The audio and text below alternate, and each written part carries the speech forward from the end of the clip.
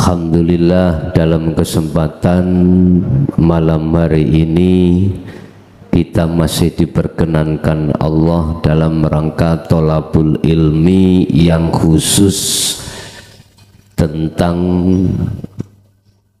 pembahasan ilmu untuk mencapai makrifat Allah,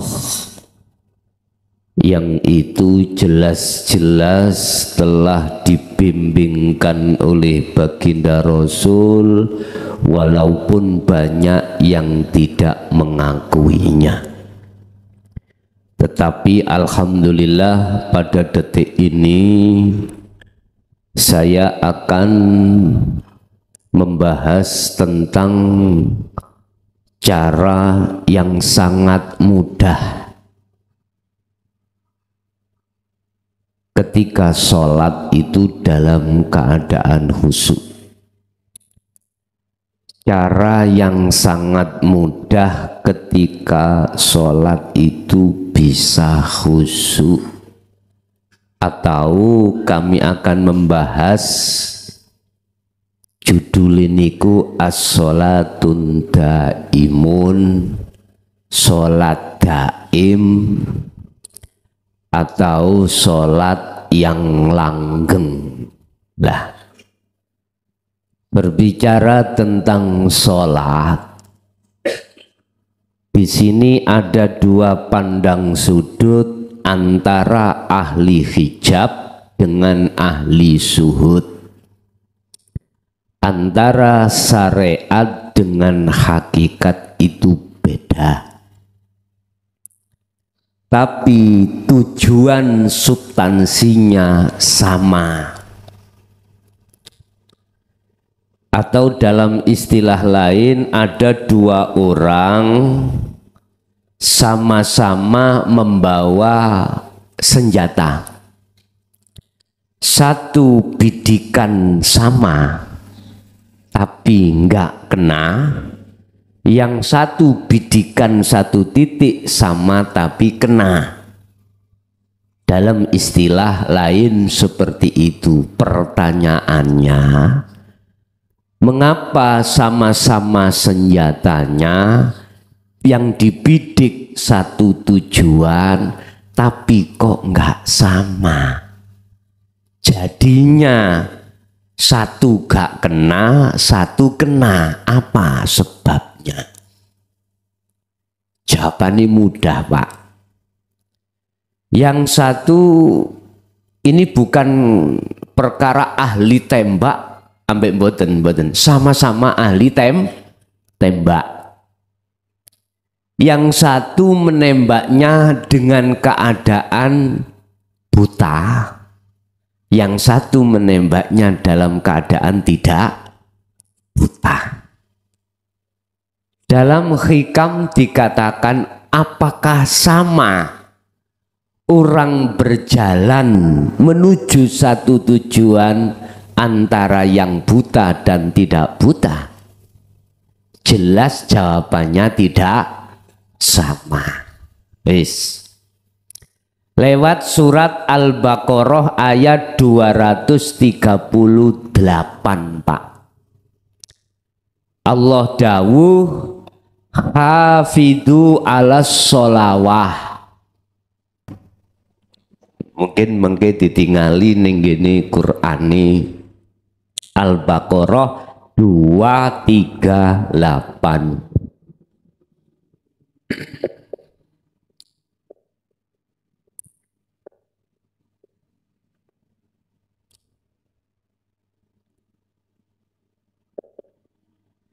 Dua, tiga, delapan.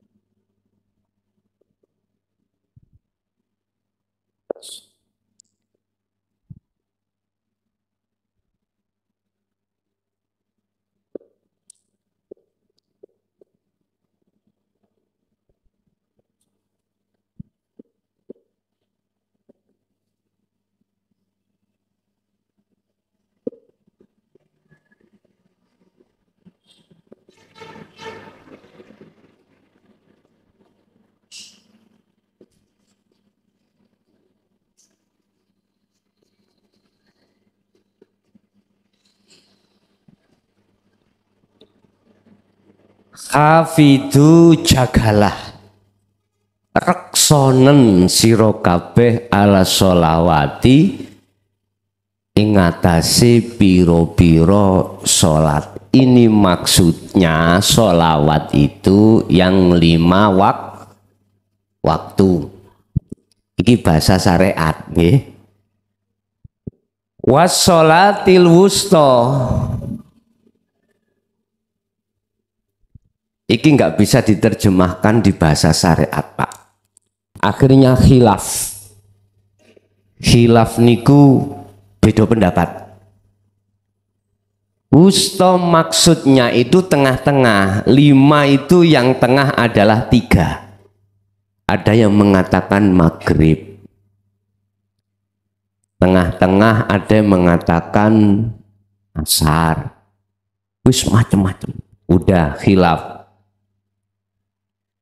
Tapi bagaimana nanti kita membongkar dari sisi hakikat ayat ini? Ngeten, Pak. Makanya saya setuju dengan para alim as-sholihin itu mengatakan sholat daim. Nggih. Sebab dengan sholat daim ini nanti akan bisa mencapai target dawuh yang terakhir qonitin waqumu lillahi qonitin, maksudnya khosyiin kedah khusyuk. Waqumu tegakkanlah sholat tadi lillahi karena Allah, qonitin ay khosyiin wajib khusyuk. Berarti wajib makrifat. Sebab khusyuk tanpa makrifat omong kosong. Nggih, omong kosong.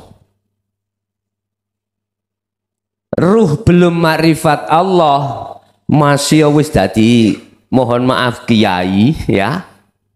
Santri ini ribuan, pondok ini ku hektar-hektar, pengikuti iku miliatan, telea. Ngerti bahasa telea, men? Omong kosong kalau waktu sholat itu bisa qonitin, mboten saged. Karena apa? Karena di dalam hati saya itu ada sesuatu yang kucintai melebihi cintaku pada Allah. Karena di dalam hati saya itu ada sesuatu yang kumahakan. Allah dawuh alhaakumut takasur. Jikalau kau bermegah-megahan hatimu dengan selain Allah yang disebut sebagai kesenangan dunia, itu akan menjadikan ruh itu lalai terhadap Allah, baik di dalam waktu sholat maupun di luar waktu. Artinya dalam hati kula niku tasik ana iman yen isi seniki sebab angin. Tak kembangno angin diterpa oleh kipas. Kipas digerakkan oleh setrum. Hati saya masih di situ, Pak. Ada iman seperti itu.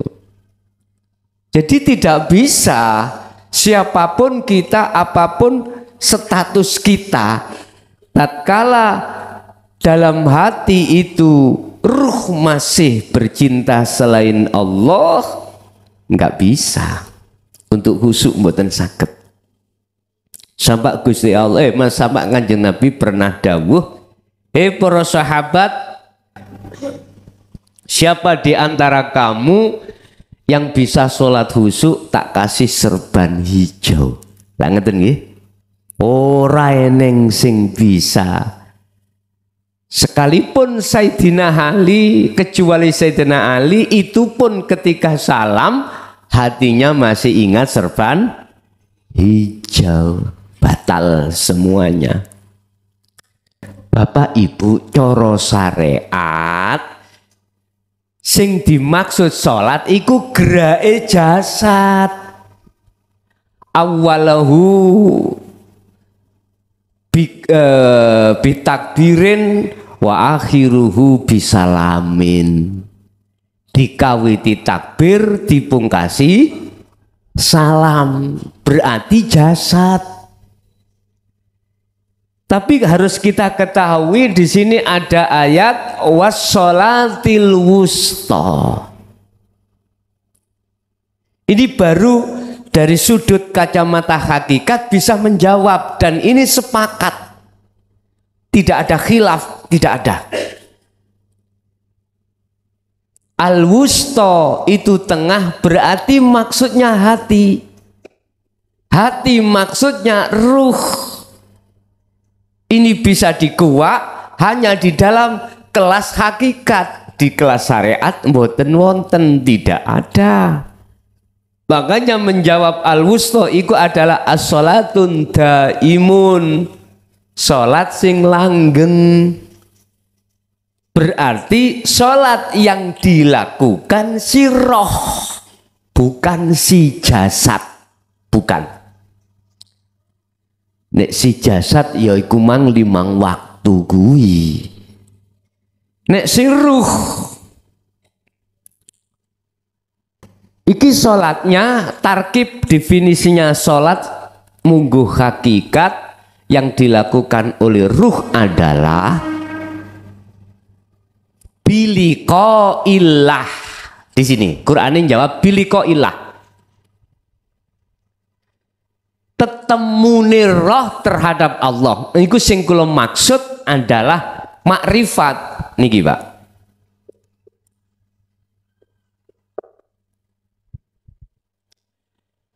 Sedangkan bisanya ruh makrifat itu, ruh harus yakfur bitaghut.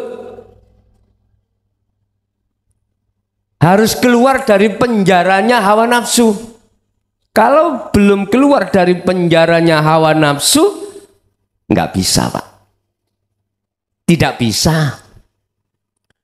Lah, nafsu memenjara terhadap ruh lewat kesenangan dunia.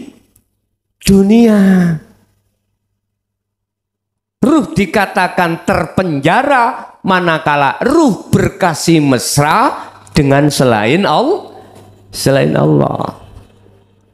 Tatkala ruh sudah berkasih mesra dengan kesenangan duniawiyah, tandanya ruh itu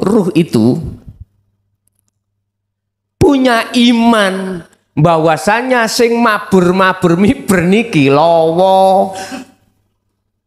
Hati duweni keyakinan yang punya gerak, punya afal itu kelelawar.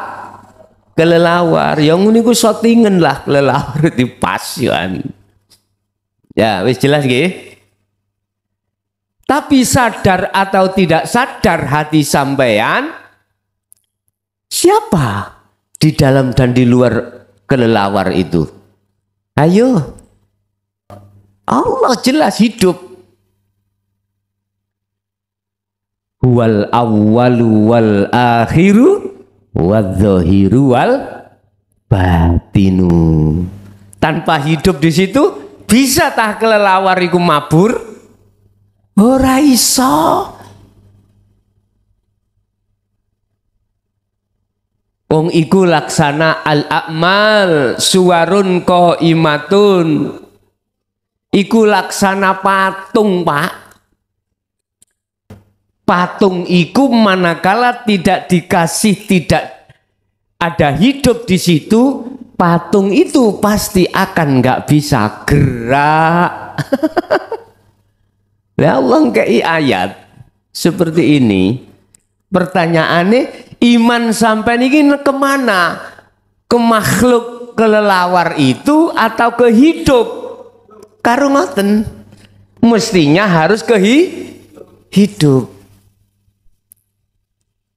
Bayu kak mari-mari gitu terus noleh mibur terus nih aku penak ora usah golek ayat kuwi.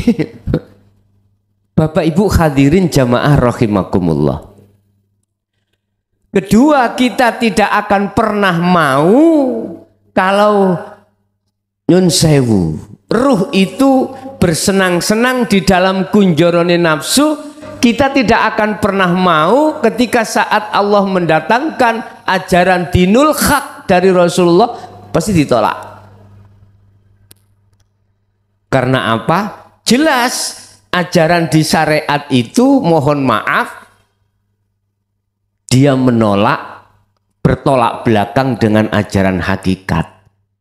Ajaran syariat di situ jenengan kali kula disuruh beriman terhadap selain Allah karena menggunakan akal logika.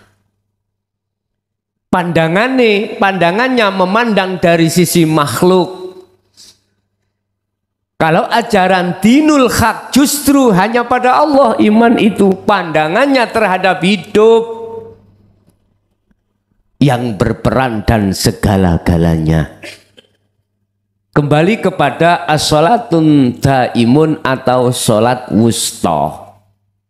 Wusta itu tengah, Pak. Makna murote tengah, berarti di dalam dada. Iki lho sing dimaksud hati. Ada sholatnya hati, maksudnya sholatnya ruh. Sedangkan definisi sholat di pandangan ruh itu yang dilakukan biliko illah.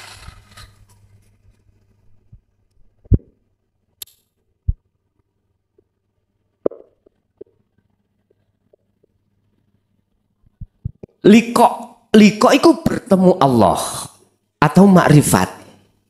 Syaratnya kudu lepas teko selain Allah. Terus bagaimana ruh ini bisa keluar dari kunjoro nafsu atau pelepasan diri bebas dari pengaruh-pengaruh nafsu lewat kesenangan dunia? Piye carane? Niki yang terpenting.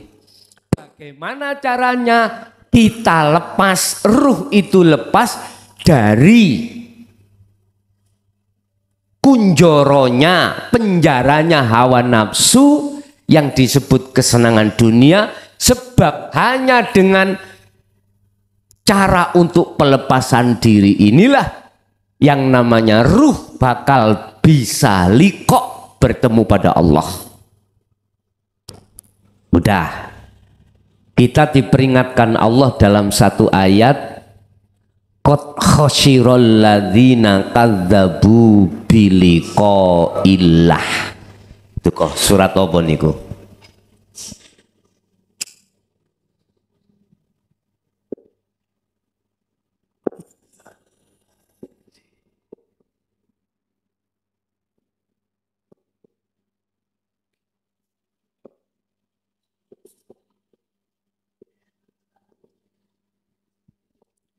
Sungguh merugi, sungguh celaka bagi orang-orang yang mendustakan pertemuan terhadap Allah. Sungguh celaka bagi mereka yang tidak percaya adanya pertemuan terhadap Allah. Oleh karena ahli hijab itu mandangnya dari sisi makhluk, Pak, ya otomatis ora bisa bertemu nang Allah, sehingga betul dia tidak percaya. Jawabnya besok aku percaya ning akhirat ketemu Allah. Memang, Pak, pertemuan panjenengan iki ambek Allah iku di alam akhirat. Alam dunia tidak bisa. Teng mriki. Iki alam dunia. Di sini ada penyegat atau pembatas alam dunia dengan alam akhirat yang disebut alam barzah. Barzakhun ngeten nah. Za apa jimba? Terus pundi? Za ya.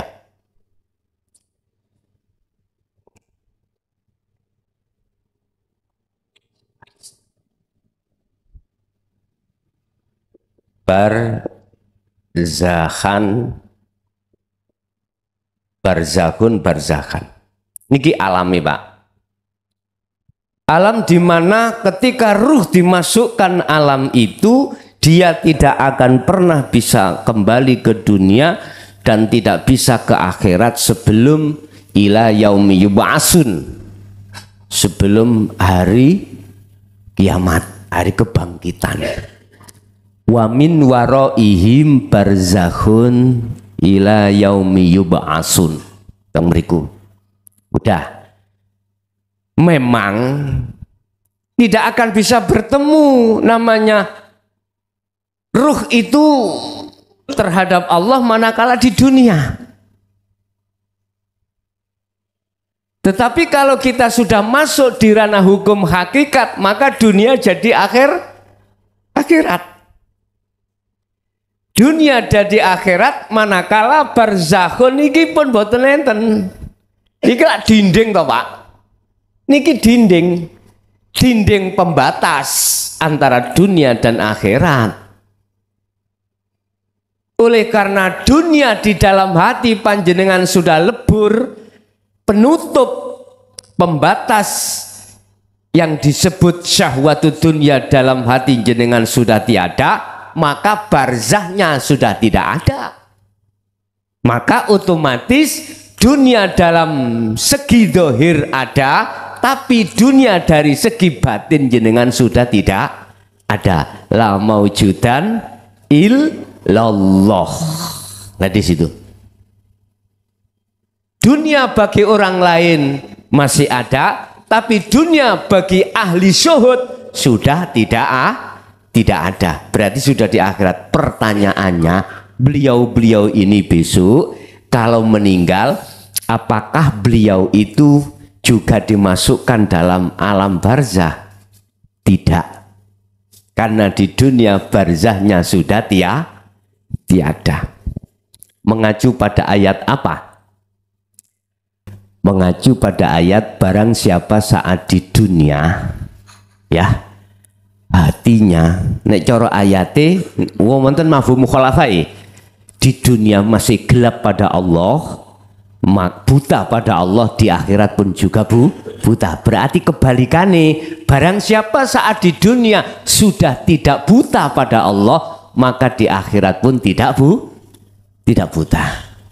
Nek ayatnya mengatakan mangkana fi hadhihi a'ma fahuwa fil akhirati a'ma wa adallu sabila. Tapi kebalikan ayat itu dalam Al-Qur'an disebut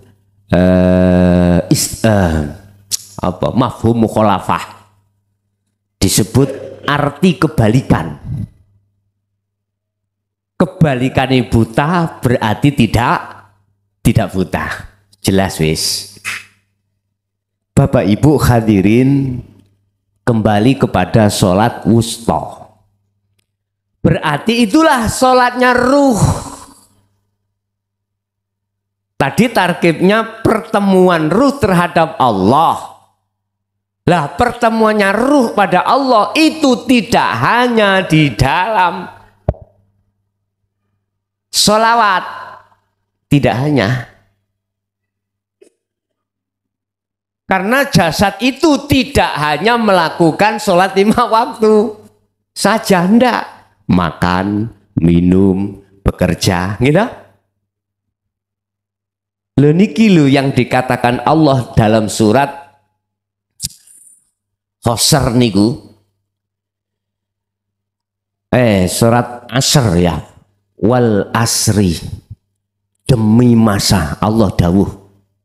Jadi waktu ben waktu, aktivitas ben aktivitas apapun itu disebut sebagai asr. Demi waktu. Innal insana lafi khusrin. Sesungguhnya banyak manusia yang sangat rugi. Innal insana sak temeni banyak manusia iku lafi khusrin.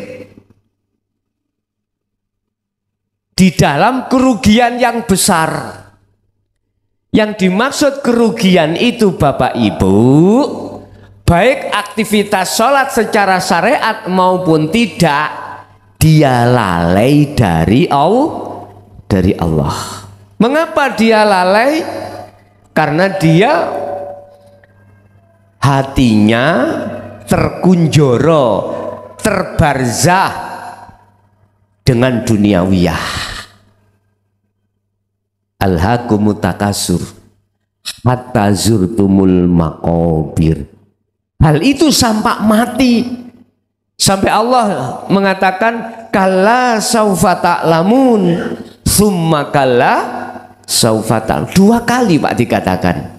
Cung, jangan begitu cung. Le, jangan begitu. Janganlah kau seperti itu. Itu Allah tahu. Jangan lalaikan aku, lalaimu sebab bermegah-megahan hatimu dengan kesenangan dunia. Hati lo Pak, bukan jasad lo nggih. Ruh, umpun salah paham sampean. Kok ngaji teko kene gak oleh nyenengin dunya, anak bojo ditinggal. Semua bukan itu maksudnya. Wis. Demi masa, banyak di antara manusia yang merugi kecuali illalladzina amanu wa amilus sholihah wa tawashaw bil haqq wa tawashaw bis sabr. Kecuali mereka tidak hanya beriman, juga melakukan sholat daim niki. Lah, caranya bagaimana kita untuk bisa dengan mudah melakukan sholat daim atau sholat wusta? Sebab dengan sholat wusta itu waqumu lillahi qanitin, Anda akan masuk dalam target apa yang dimaksud Allah dalam Al-Quran tentang sholat iki. Apa? Khusyuk. Piye carane? Tadi saya katakan, lepaskanlah dirimu dari dirimu.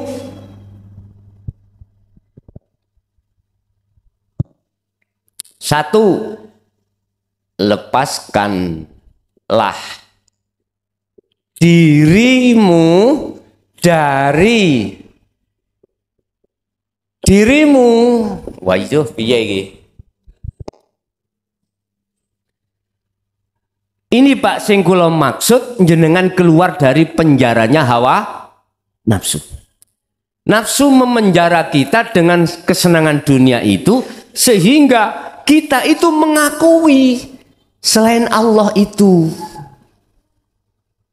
Akhirnya hati beriman, keakuan keegoan kita itulah yang dimaksud yang membelenggu pada diri kita masing-masing. Kok gak aku sing ngaji ngono. Lah ya. Gak iso mbuka awakmu. Wong aku ono sing wani mbuka iki. Tak delok-delok jagat edan sampai jagat kulon. Gak ono sing wani mbuka. Nek gak aku mulai. Iki tentang ilmu hakikat, apa maneh ilmu syariat. Tambah nemen, jadi keegoan kita itulah yang membelenggu pada diri kita. Harus kita lepas. Caranya bagaimana Bapak Ibu? Sebab gini Pak, kita mengakui atau ego yang masih ada pada diri kita karena kita itu masih berkeyakinan selain Allah itu ada, selain hidup itu ada. Olehnya kita mengatakan ada memakai dalil akli. Contoh, wis, meja ada akal. Akal bicara adanya sebab yang mengadakan. Dunia dan seisinya akal mengatakan ada. Ya wujud, tampak, bisa diraba, bisa dilihat dengan fisik ini. Akal, Pak. Cuman dia tidak bisa masuk terhadap yang mengadakan. Hanya beriman, aku yakin ada yang mengadakan. Kan dereng sakit ketemu toh Pak Niki. Sehingga dengan begitu mesti siapapun kita akan mengatakan selain Allah itu wujud. Lah ngeten nggih? Itu pasti Pak. Loh, padahal kita syarat mutlak untuk menafikan, membongkar, membakar semua selain Allah gak wujud iku piye lho gitu. Bapak Ibu, kita teringat apa sih kedudukan nafsu itu? Kedudukan iblis itu bagaimana? Innahu lakum aduwwum mubin. Dia disuruh Allah untuk ke kita untuk menguji sebetulnya itu. Apakah ruh itu setia pada Allah apa enggak? Dikatakan ruh itu setia pada Allah manakala ruh itu sudah tahu dan melakukan sholat daim. As-sholatil wusta. Kalau tidak melakukan ini mboten sakit Pak. Oh, berarti kedudukan nafsu itu sama dengan kita makhluk. Dia diperintahkan Allah untuk menguji kita. Ditampilkanlah lowo tadi ya, kelelawar, supaya ruh itu beriman yang punya gerak, punya peran, itu lowo atau kelelawar. Di situ ada ayat Pak, ada ayat. Berupa apa? Berupa Allah menyuruh kelelawar ini datang pada kita untuk menguji pada hambanya, apakah hambanya itu beriman pada makhluk atau pada Allah. Hanya di situ. Bagi ahli hijab tidak bisa Pak beriman pada Allah. Pasti beriman itu geraknya kelelawar. Tapi bagi ahli zuhud, panjenengan bisa mengatakan imannya itu pada hidup atau Allah. Berarti gambar kelelawar bagi ahli zuhud itu sudah tiada. Berarti beliau di alam akhirat. Walaupun jasadnya masih di dunia. Ij'alu ad-dunya, dadekno sira alam dunya iku dadi alam akhirat. Niki yang kami maksud sebagai alam kelanggengan. Alam yang sudah tidak ada batas. Kalau dunia itu alam pembatasan. Wis.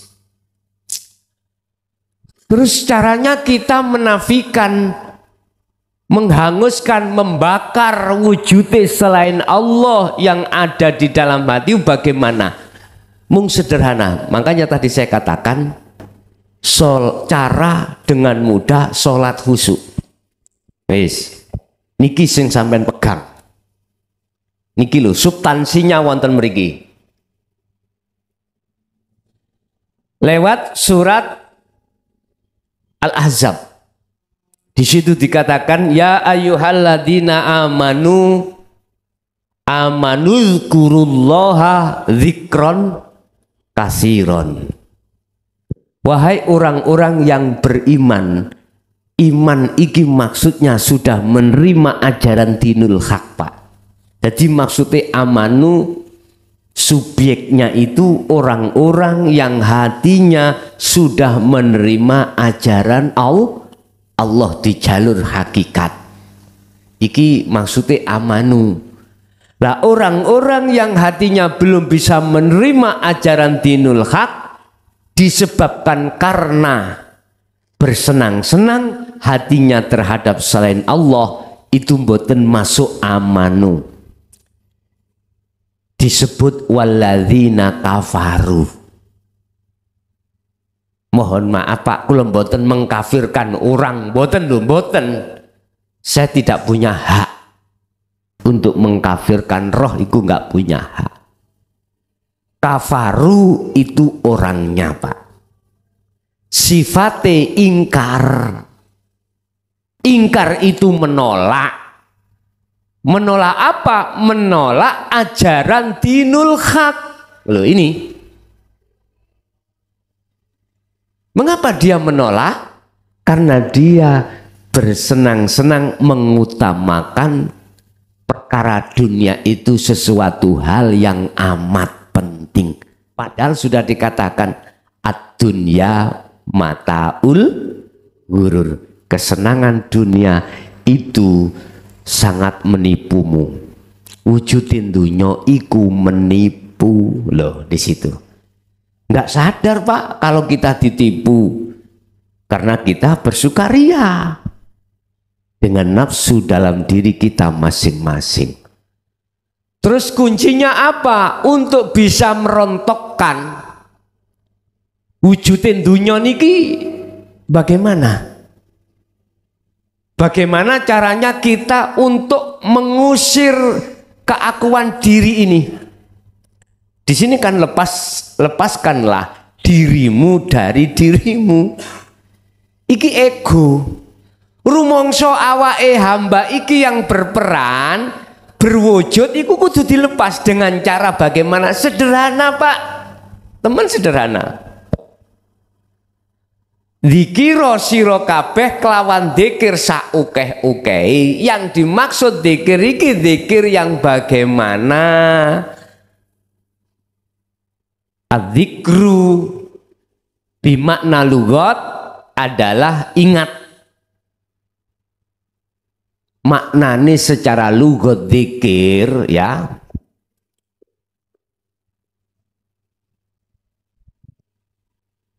Adalah dal apa zal Pak dzikir niku. Sinten sing ingat? Masalah ono zakar, ono dal ya, rasa kula dal nggih. Nek zal iku maknane beda pun.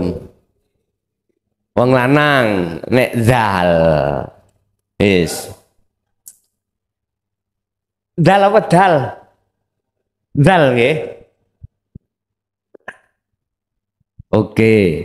Zikir iku ingat. Afdalu dzikri fa'lam annahu la ilaha illallah. Iku zikirnya ahli hijab. Masih memandang masih bersukaria dengan nama. Kenali si nama la ilaha illallah. Habis itu diteruskan la ilaha illahua. Iki ning Quran lho Pak, 4 tahap tauhid iki wonten mriku. Habis la ilaha illallah, tidak ada Tuhan selain Allah, berarti wujudnya gak ngerti si namane. Diteruskan la ilaha illahua, tidak ada Tuhan kecuali dia. Dia berarti jauh Pak. Kalau kita mengatakan dia itu jauh. Jauh. Oke. Kudu diteruskan la ilaha illa anta. Tidak ada Tuhan kecuali jenengan, berarti dekat. Anda, jenengan itu di depan. Iki namanya muraqabah. Merasa di dalam hati kalau Allah itu selalu melihat kita. Tapi belum tahu Allah. Belum ketemu, belum dikatakan bertemu. Tapi hati sudah merasa bahwasanya semua ini yang mengendalikan Allah, berarti Allah dekat. Kalau bahasa dekat itu masih ada jarak, Pak. Ada dua, ada yang merasa, ada yang dirasakan. Terus bagaimana antara yang merasakan dan yang dirasakan itu nggak ada bedanya. Ilaihi annahu la ilaha illa anta. Harus dugi anta. Yoniki wahyu substansinya atau inti daripada wahyu para rasul yang diberikan Allah. Wa ma arsalna, saya kata Allah tidak memberikan, tidak mengutus satu utusan min qablika dari terhadapmu Muhammad mir rasulin satu utusan illa kecuali aku memberikan wahyu. Pundi sing dimaksud wahyu yang dimaksud? Ilaihi annahu la ilaha illa anta. Ini sampai terhadap makrifat. Iku maksudnya berarti lewat ayat ini jelas para rasul itu didik umate supaya sampai pada makrifat liko ketemu Allah.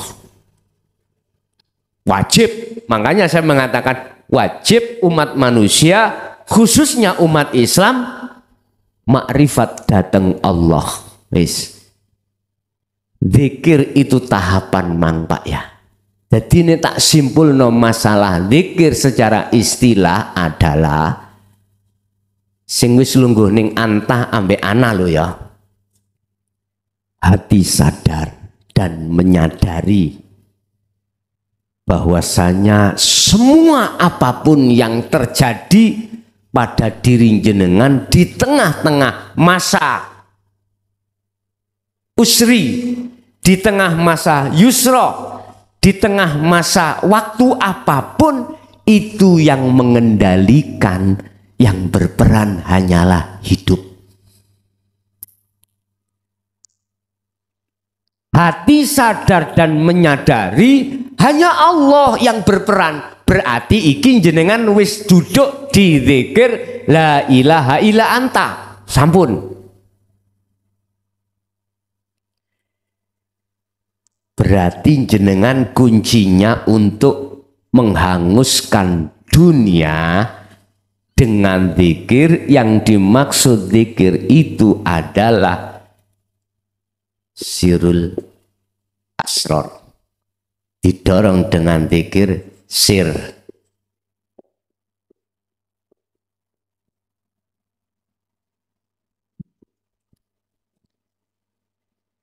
Lewat nafas, lewat hati. Wadkur isma. Dikira sira Muhammad isma rabbika, kelawan menyebut nama Tuhanmu. Tuhanmu siapa? Allah. Wong Islam. Wis ikuti. Berarti keluar masuknya nafas harus dibarengi zikir ismu. Tapi bukan ini yang sebagai pemrontok syahwatud dunya.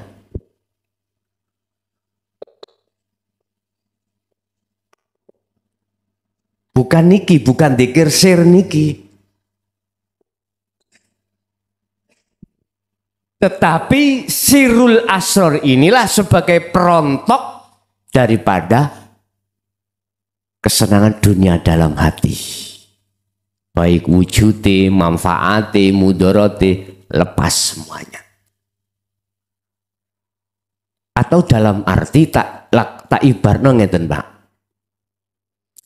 Jenengan anane ruangan iki padang kan nontok lampu Pak nggih.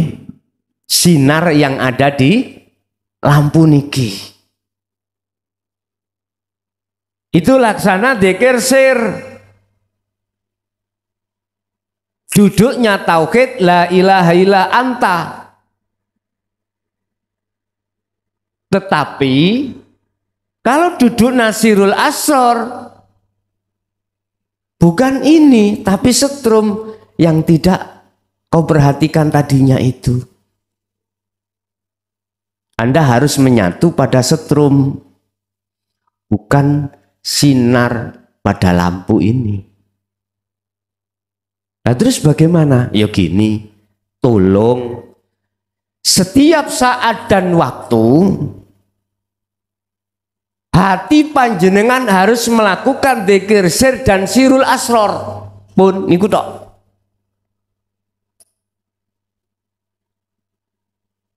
Urusan tendensi nanti likok nang Allah, ma'rifat Allah pun gak usah dipikir.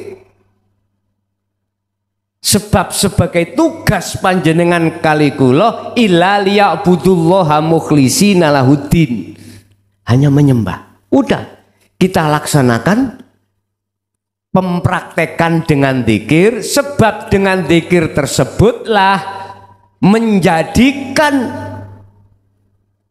turunnya asbabul turunnya nur makrifat Allah. Diterangkan di dalam surah An-Nur ayat 35. Surat Nur. Nurun ala nurin yahdillahu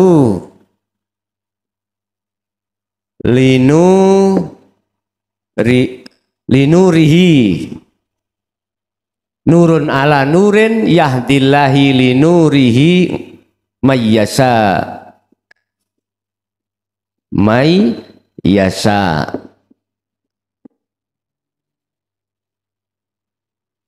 Ini yang dimaksud nurun ala nurin, di atas cahaya ada cahaya. Maksudnya adalah cahaya makrifat Allah. Cahaya makrifat Allah hanya diberikan terhadap hambanya yang sudah memegang sirul asror. Niki. Kalau hanya sir, mboten saged. Yahdillahu. Allah akan memberikan terhadap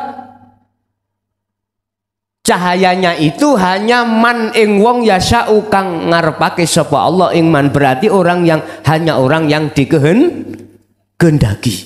Siapa yang dikehendaki? Mereka yang sudah sirul asror. Dengan sirul asror inilah akan bisa menjalankan sholat daim. Paham nggih? Muaranya begitu, Pak.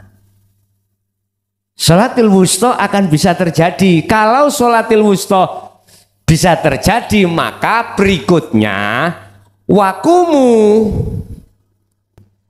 tegakkanlah lillahi karena Allah, qanitin dengan khusyuk. Baru bisa, Pak.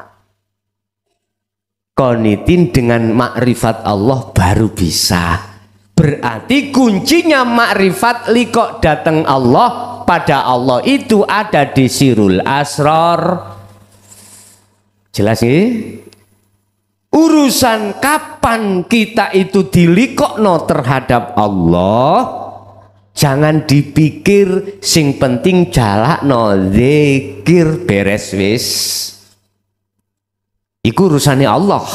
Sing memperjalankan ruh pada Allah iku ya Allah.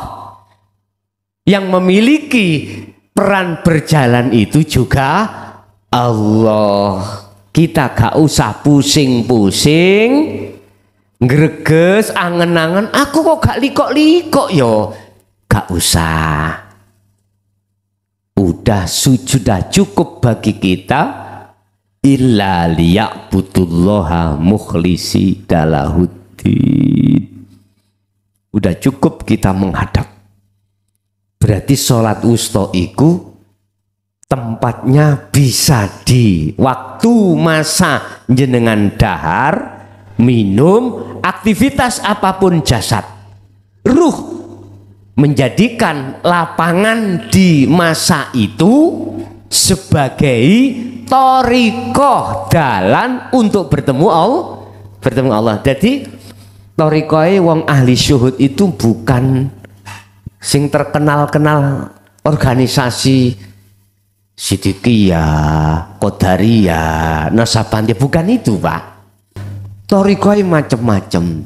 Contohnya kados Mbah Dimyati Jawa Tengah, nek ditakoki Mbah jenengan thariqah apa? Ngaji, ngoten nek.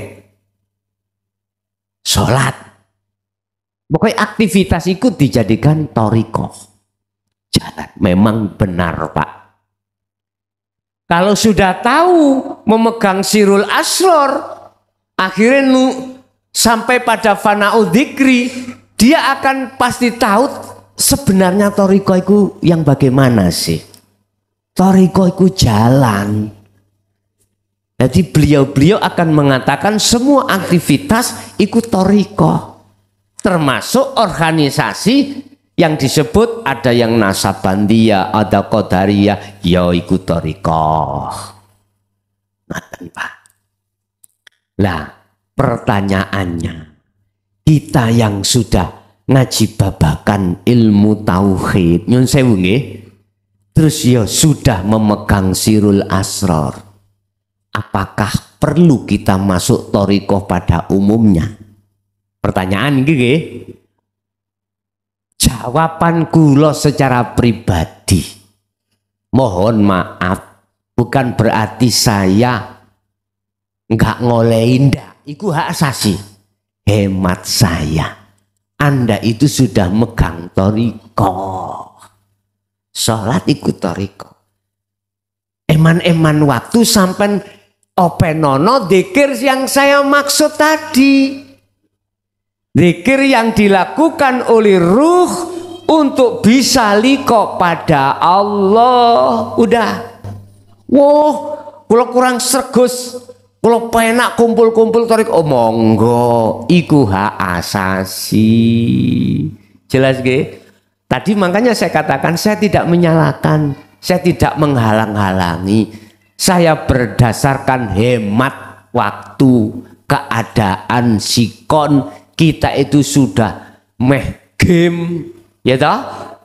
Ya udah, fokuskanlah zikir sing kula maksud niki. Berarti kula kalau sudah berani gelar bab masalah zikir secara langsung atau tidak langsung itu sudah termasuk wasilah, termasuk yang katanya harus diijazahkan. Lah sudah termasuk. Jenengan yang ada di luar sana lewat streaming YouTube sudah sama dengan yang di sini. Sing penting sak mangke gempurlah hatimu dengan dzikir sir dan sirul asror, baru bisa menjalankan sholatul wusta wassolatil wusta. Jikalau sudah menjalankan sholatil wusta, secara otomatis Anda akan bisa menjaga sholat itu dengan khusyuk. Lah piye to Pak? Prakteknya kan gini. Ketika jenengan mau takbir, mau sholat, kan ning njero kan ono karep. Tondo kalau sirul asr sudah berjalan dalam hati, karep mosok sampean akoni karep sampean? Mboten. Kan wis lepas.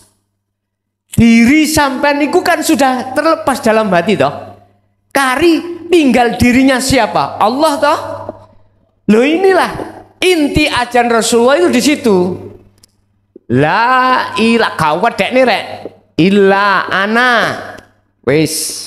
Tapi di dalam ayat ini ono teruse fa budun niki singgarana kula ngejer. Didikan Muhammad umatmu itu sampah ana, tidak ada Tuhan kecuali aku. Berarti sampah substansinya harus sampah makrifat. Bisanya makrifat kudu menjalankan ini.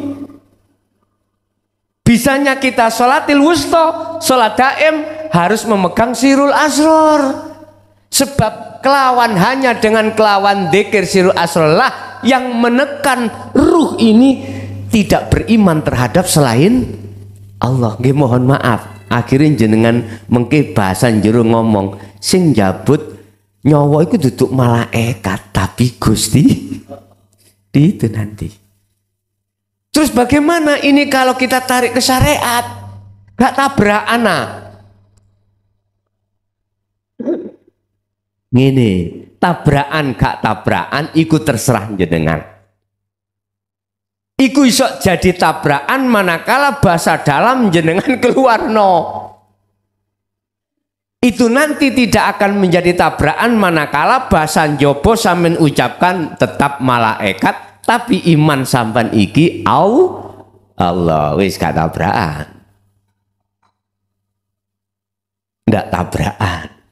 Khusus bagi jenengan terhadap yang lain nggak tabrakan pun. Apa fa'budun? Niki kalame kalam perintah lho Pak. Oleh karena itu fa'budun nyembah nang ana. Surun Muhammad mereka itu untuk menyembah ke aku saja, jangan terhadapmu. Ngoten nek kula kembangno. Aja ana umatmu iku muji nang awakmu Muhammad, karena Muhammad awakmu iku makhluk. Surun mujo lan muji nyembah terhadap aku. Akhirnya Gusti turunlah ayat dalam surah Al-Kahfi niku, innama ana basarum mislukum, aku iki kata Rasul ya, padha mbek awakmu padha makhluke. Maksudnya ayat itu ojo muji aku, ojo nyembah aku, ojo mujo aku, sembahan pujon opo sing tak pujo. Rasulullah ngatakan. Berarti hukumnya jenengan mujo nyembah sesama makhluk haram badan. Haram. Kudu terhadap hidup. Lah hidup ada di dalam maupun di luar diri panjenengan. Nek bahasa dohir gak popo, sungkem nang wong tua, sungkem nang guru, bahkan sungkem nang Kanjeng Nabi, tapi bahasa jero iku kudu nang gesang. Sehingga jenengan nangone makom takziah atau ziarah silakan, tapi ojo nang makhluk. Pedu ono Gusti Allah. Kita akan bisa medui Allah likok tak mempunyai sistem sholat daim. Kita akan bisa melakukan sholat daim manakala dalam diri kita sudah memegang zikir sirul asrar. Dan itu zikron kathiron, bahasane Quran Al-Ahzab. Sak banyak-banyak kuwi zikir. Maksudnya ya apa Pak? Ngene. Untuk mengusir, merontokkan perkara selain Allah gak mudah Pak. Boten mudah. Alias berat. Karena apa kok berat? Karena sudah kadung kelet. Selain Allah itu di dalam diri kita. Sudah kadung kelet. Sudah kadung kelet. Laksana cara baju Pak. Yang namanya kotoran itu sudah kadung mengkarat Pak. Kita mencuci itu tidak sama ketika saat kotoran itu baru datang. Jadi lebih rekoso maneh. Makanya zikron burine belakangnya dikatakan kathiron, sebanyak-banyaknya zikir. Iku maksudnya jenengan tidak melihat kondisi apapun, dituntut hati ini untuk selalu berzikir. Bukrata wa asila. Wong Nabi Muhammad aja itu diperintahkan pagi sampai sore, wa minal laili, malam itu juga. Kesimpulannya Bapak Ibu, bisanya sholat dengan khusyuk itu Anda harus melakukan sholat wusta. Sholat wusta itu bisa terjadi pada diri kita manakala kita sudah memegang adzikru bisiril asror. Jadi gempuren hatimu dengan zikir. Jadi ketika orang sudah memegang sirul asror, ketika mempunyai kehendak itu sudah kembali pada Allah. Apalagi waktu takbiratul ihram, sibuk hati ini bertemu Allah. Otomatis prosesnya sudah tidak menganggap selain Allah itu ada, termasuk dirinya. Los akhirnya urusan mengke waktu perjalanan sholat itu secara syariat benar atau tidak bukan urusan jenengan. Sebab gini Pak, kolo-kolo kita itu diletakkan Allah di khawasul khawas, kolo-kolo di khos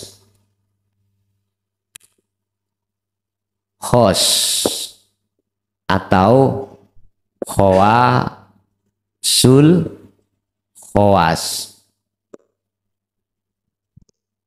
Kalau diletakkan di khawasul khawas penak Pak, akal sik sambung dengan aturan syariat, walaupun hati tidak sambung terhadap aturan syariat, sebab hanya sambung pada aturan hakikat, yaitu makrifat Allah.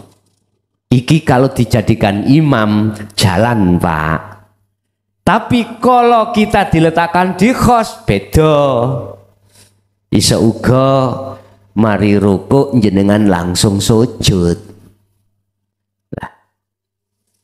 Nggih Pak, langsung sujud. Tapi gak ngerti sampean. Mboten ngerti. Kolo-kolo seperti Mbah Ud ya. Sederjo, Pagerwojo.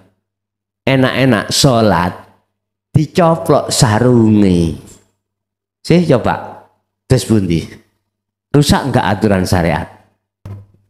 Bingung makmum sing durung ana kuno, tapi bagi beliau enggak apa-apa, tapi bagi kita apa-apa belian, karena kita belum ada di situ.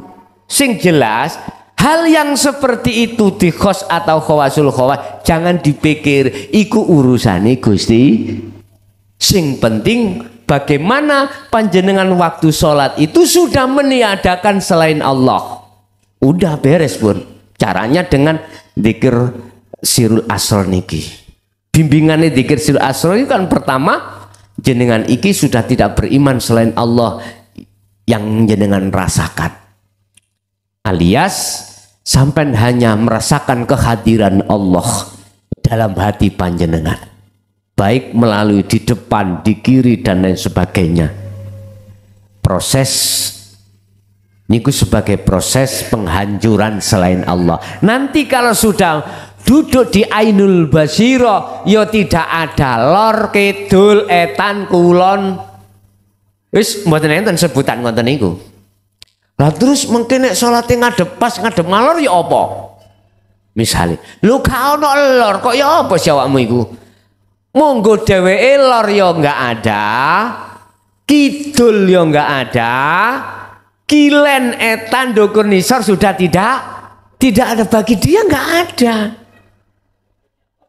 Bagi dia enggak ada masalah, bagi kita yang bermasalah. Sebab selain Allah masih ada. Lah mengapa kita bermasalah? Karena kita masih mempermasalahkan selain Allah.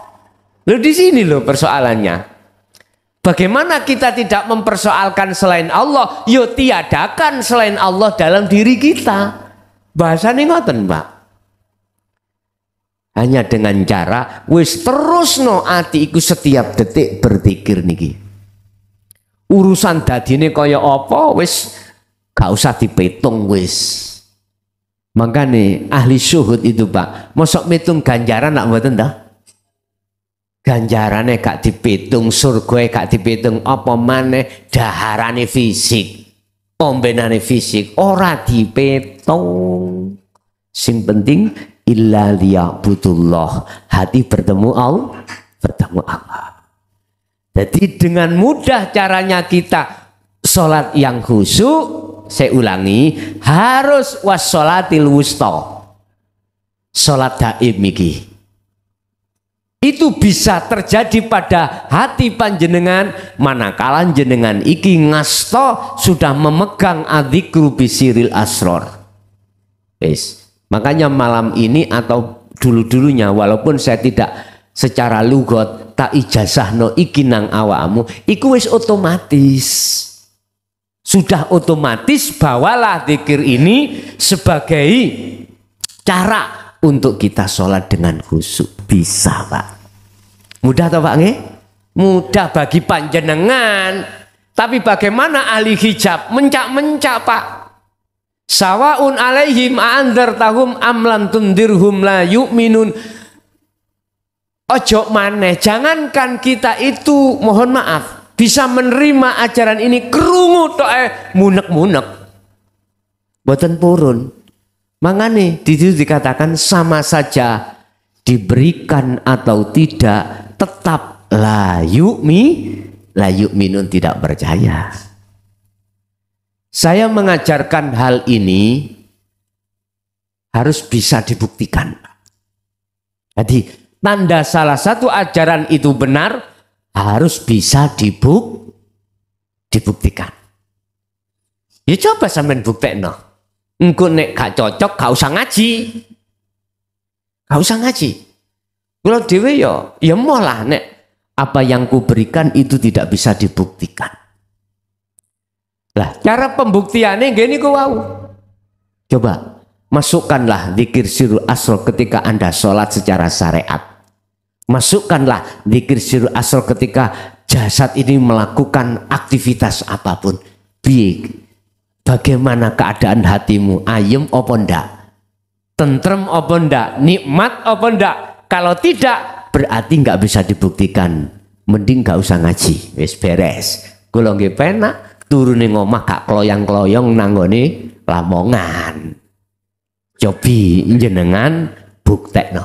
Tapi saya dengan bikalamil kosmi, dengan belkosam billahi wallahi al-haq. Wis. Iki sebagai penegasan mawon. Saya bicara seperti ini taruhanin dunia akhirat Pak. Taruhannya dunia dan akhirat. Urusan jenengan kali kula niki ngestokake apa ndak iku urusan kita masing-masing. Bapak Ibu hadirin jamaah rahimakumullah. Ada satu ayat Allah mengatakan Al-Baqarah juga kalau nggak salah 34 Pak. Itu disebutkan aqimus shalah wa atuz zakah warka'u ma'ar rakiin. Tegakkanlah salat. Biar kamu wa atuz zakah bisa melaksanakan zakat. Apa sih zakat? Mengeluarkan yang bukan hakmu. Aktivitas yang berperan itu perani Allah toh. Terus kita akui, keluarkan. Itu namanya zakat. Saya tidak menerangkan zakat ranahnya syariat enggak. Zakat ranahnya hakikat adalah mengeluarkan perkara selain Allah, termasuk keakuan hamba saya yang merasa yang memberikan tausiah ini saya keluarkan, berarti saya telah mengeluarkan zakat. Wa atu dan podo ngetokno sira kabeh az-zakata ing zakat. Az-zakata zaki itu adalah pensucian Pak. Dari kata pensucian. Berarti mensucikan diri dari perkara selain Allah.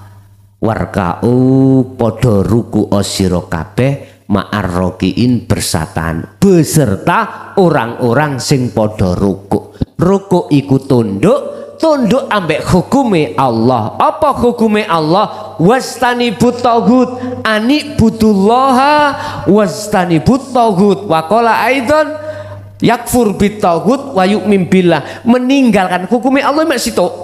Meninggalkan selain Allah, menghadap mung dateng Allah. Iku hukume. Ani butullaha, arahkanlah hatimu pada Allah, wastanibu dan tinggalkanlah atau huta ing selain Allah. Mek niku toh. Hadi warka'u iku maksude rukuk tunduk niku patuh ambek hukume Allah, yang hukumnya Allah adalah meninggalkan roh ini dari perkara selain Allah. Setelah itu baru menghadap pada Allah. Sampai menghadap nggak akan bisa kalau tidak terlebih dahulu meninggalkan selain Allah. Barang siapa yang menuju hatinya pada Allah semakin lama akan ditinggalkan kesenangan dunia. Siapa yang menuju dan bertemu kesenangan dunia, maka semakin lama semakin jauh Allah ditinggalkan. Itu wis rumus. Siapa yang lari ke arah barat, maka semakin jauh arah timur yang ditinggalkan. Begitulah Pak Laksana. Oke, itulah Bapak Ibu tentang masalah as-sholatun daimun, sholat sing langgeng itu tidak melihat waktu. Ngoten nggih? Tidak melihat waktu, tidak melihat aktivitas, karena itu sholatnya ruh, bukan sholatnya jasad. Oke, kita masuk pada session tanya jawab dan dialog. Tadi disampaikan oleh Sohibul Bait pertanyaan, memberikan kesempatan terhadap yang lain bertanya. Kita orang A pertanyaannya 1, B begitu 1. Urusan berapa kali pertanyaan kula nderek kersa mawon. Nggih, monggo kula aturi.